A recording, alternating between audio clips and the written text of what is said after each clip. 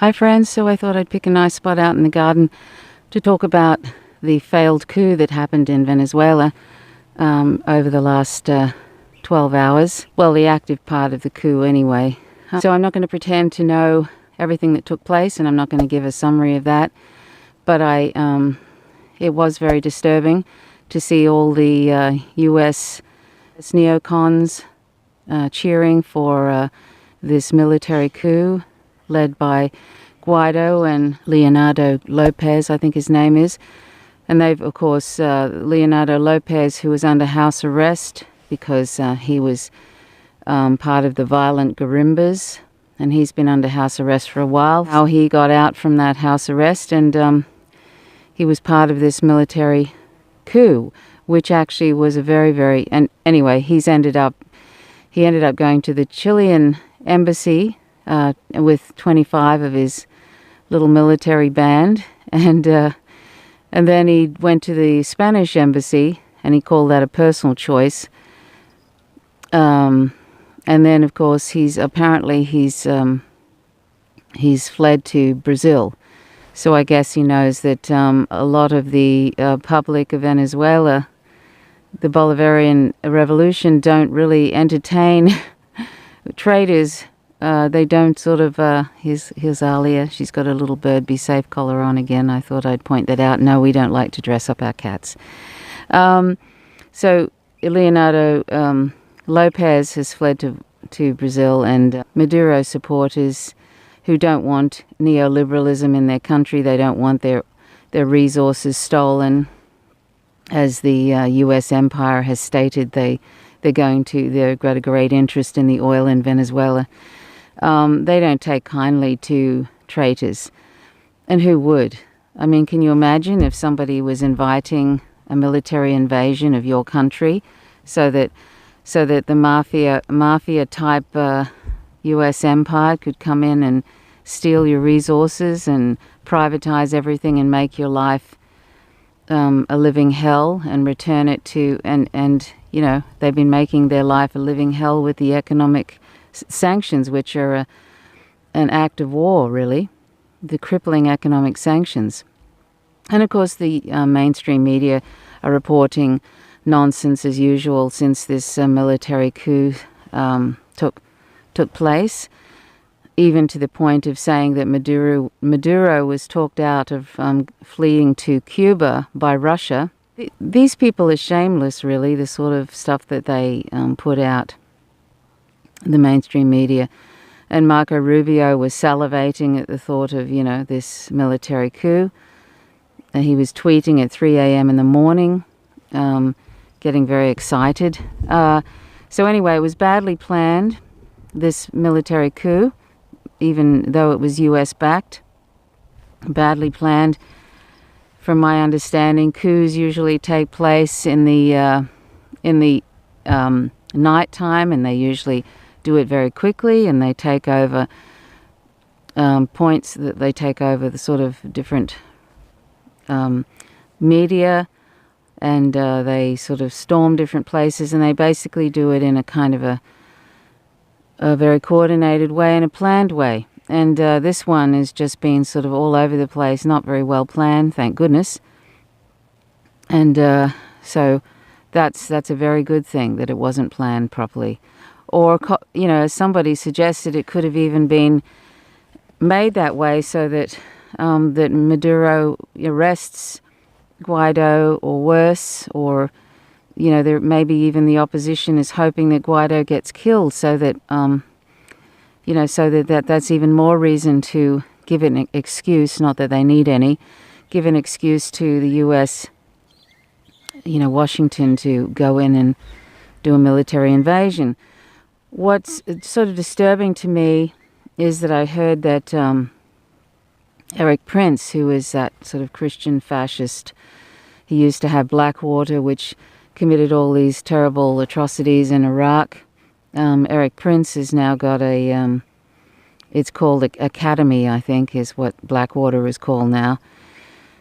And it's amazing. I don't know why these people are able to, the likes of Erik Prince, you know, they do all these awful things in, you know, in Iraq, and then they're able to just walk around freely. It's just amazing. Well, anyway, apparently I've heard that he might be he's calling these private military contractors, 5,000 of them, to come down to Colombia or something, and it's looking like he might actually do some sort of a invasion. Because, as you know, you may or may not know that Erik Prince has been trying to convince Donald Trump to allow his academy, the private military contractors, to conduct the war, or rather the occupation of Afghanistan. So he's sort of it's just sort of awful, really, that somebody like him is just able to sort of do this kind of thing. I mean, it's just outrageous. There's so many international laws being broken here, and this is the amazing thing: is the U.S. going on about Russia, Russia interfering, which is all governments interfere in various governments' business, but the extent to which the U.S. thinks is the propaganda about Russia has led to a new Cold War and possibly a hot war. But the fact that they're complaining about Russia, and here they are openly calling for a military invasion of another country and encouraging people in that country to do that. I mean, it's unbelievable, really, and yet it's not unbelievable, because this is like the modus operandi of the U.S. empire. But anyway, I was going to play you a few little excerpts that I saw today. One is from Daniel McAdams. I'm not fond of. He's from the Ron Paul Institute and libertarian, and not a fan of that. And I won't go into why. But anyway, he actually did a very interesting little. He gave his thoughts on this failed coup by Guaido and Lopez, which is US backed, and then the Real News Network certainly gave an interesting couple of interviews with two of their. One was a reporter that's down in Venezuela, in Caracas, and has witnessed a lot of this. And then the other one is another one. I forget right now what it. But anyway, I'll play some excerpts of that, because I think they sort of concisely sort of talk about what's transpired in the last 12 hours or so, or whenever this coup actually started, and this failed coup. And it would be lovely if that was the end of it for a while. I know the US is never going to give up until they, crush the Bolivarian revolution, until they get to put in a puppet. It'll be somebody else. Guaido, I think, is finished, but it'll be some other puppet that they're probably grooming right now, or have been grooming, because the National Endowment for Democracy, which is a CIA regime-changing sort of group, was grooming Guaido through Canvas, CANVAS, for the last 10 years or so. So they're going to have to find somebody else to groom, and somebody who is a little bit more together. That's really sad, but that's probably what's going to happen, or is happening as we speak. We just won't hear about it until a couple of years in the future or something, or maybe sooner. But the US empire is probably embarrassed by this failed coup, and they're going to, and I say U.S. empire because it's neither one party or the other, neither the U.S. Democrats or the GOP. It's the machine, the national security state is ongoing, been trying to overthrow, the Bolivarian revolution, starting way back at the end of the 90s, in particular with Venezuela, and did a coup in 2002 with Hugo Chavez. And I invite you to watch South of the Border by Oliver Stone. It's a really great documentary. I posted a link. I'll post a link in the comment section. You can watch it. It's really, really interesting. So do watch that. So they're not going to give up until till they're able to get that hold of that oil, which they've openly talked about wanting. The John Bolton and Mike Pompeo. John Bolton in particular has openly talked about the wanting of that oil in Venezuela. The big oil companies want to get their hands on it. So, they're not even doing it. They're not even pretending anymore It's just, Trump, as I said, Trump is really the mask taken off of empire, and they don't like it because he's crass, and they like to do things in sort of more covert ways, but now it's just all out in the open. They're stomping around like brown shirts in some ways. And the national security state doesn't want everything to be so exposed. They like the likes of Obama, who's, sort of cool and, groovy or whatever. And, they like to have a smooth operator as a front puppet so they can do all this stuff behind the scenes. And it was Obama who actually, called Venezuela a national security threat when he was in office.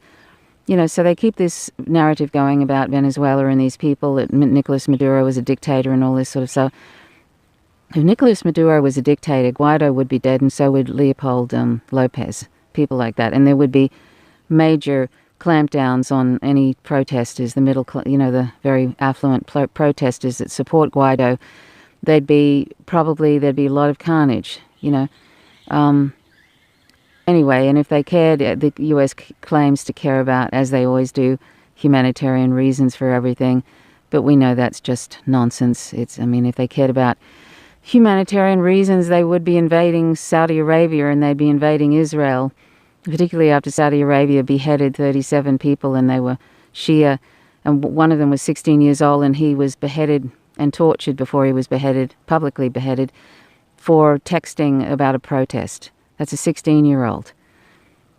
He was electrocuted and all this sort of thing. If they cared, and the Saudi Arabia, the monarchy there, is a very big ally of the US. And one of the reasons is because the military-industrial complex and the weapons industry just love Saudi Arabia. They love selling arms to them and so forth. And Saudi Arabia helps them with their crimes against humanity in the Middle East. And also their crimes in Yemen. They're selling weapons. Everybody, including my country, is selling weapons to Saudi Arabia for the ongoing genocide of the Yemeni population. And one child every 10 minutes dies of starvation and disease. And that's the US is completely backing that. That Saudi sort of led genocide in Yemen.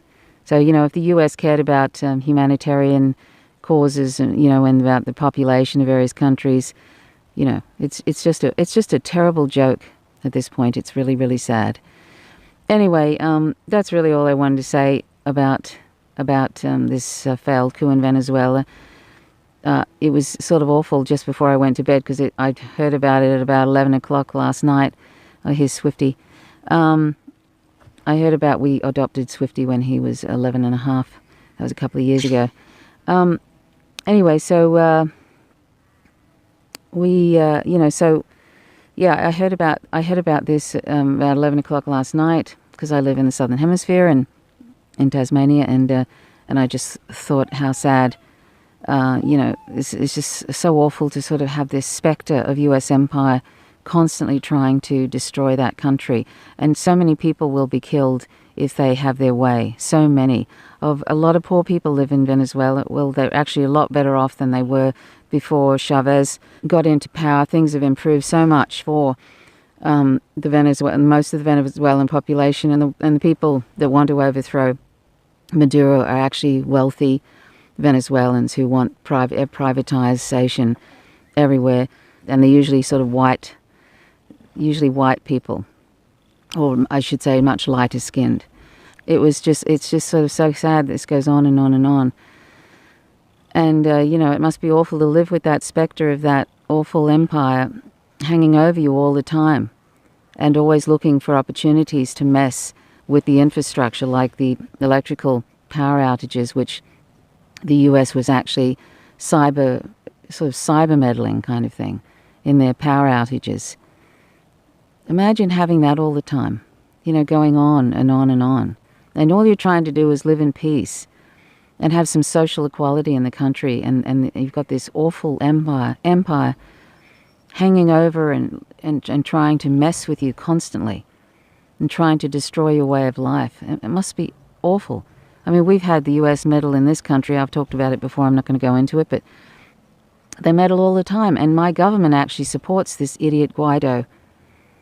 It's disgusting. The coalition, that's the government in power at the moment in Australia, and the Labour Party. And the Greens are silent, but the Labour Party supports and has openly said, we support Juan Guaido. You know, they're just ridiculous and disgusting. You know, they're just US lackeys, my government here, both major parties, and the Green Party is silent, the Green Party. How fabulous to live in a country like that, where the Green Party is supposed to be, you know, here comes Rooney, everybody's coming over to say hello. Rooney's got a Bird Be Safe collar. Feel free to subscribe to this channel at Vegan Trove on YouTube and click the notifications bell, otherwise you don't receive updates. Click the like button if you like the content, and leave comments if you wish. I always enjoy your comments. So thanks so much for watching. May the Bolivarian Revolution live on, and may the US empire fall, because it's actually completely out of control now. It's completely out of control, and it's frightening how so warmongering they are at this point. And I sort of feel if Erik Prince gets involved with his 5,000 mercenaries, that it's quite likely that possibly Russia will get involved, and that could end up in some sort of World War III thing. This is a thing because Russia sort of has interests in the oil there too. They have deals with Venezuela, and Venezuela has, as I understand it, the largest reserve of oil now on the planet, and that's why the US is so desperate to overthrow that government and privatize everything and let the oil companies go in.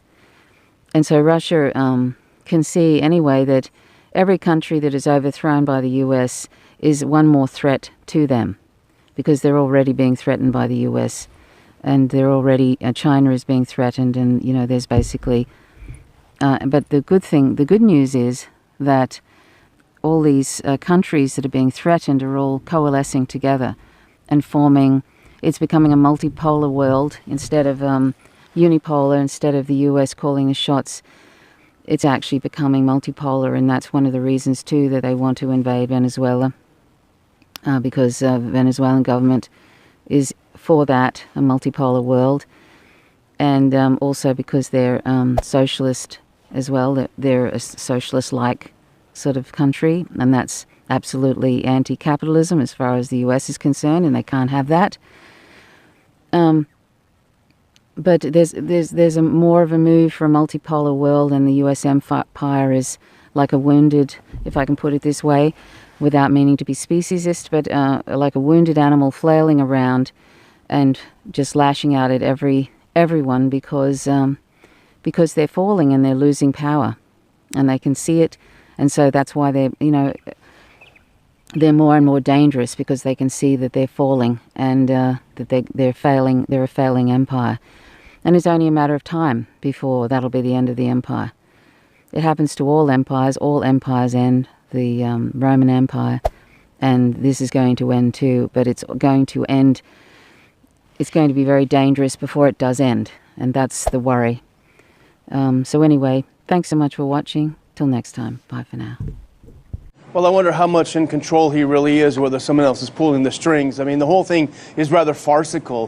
First, you start with this very strange video seemingly recorded at dawn with a very tight shot just showing him and a couple of what look to be military officers.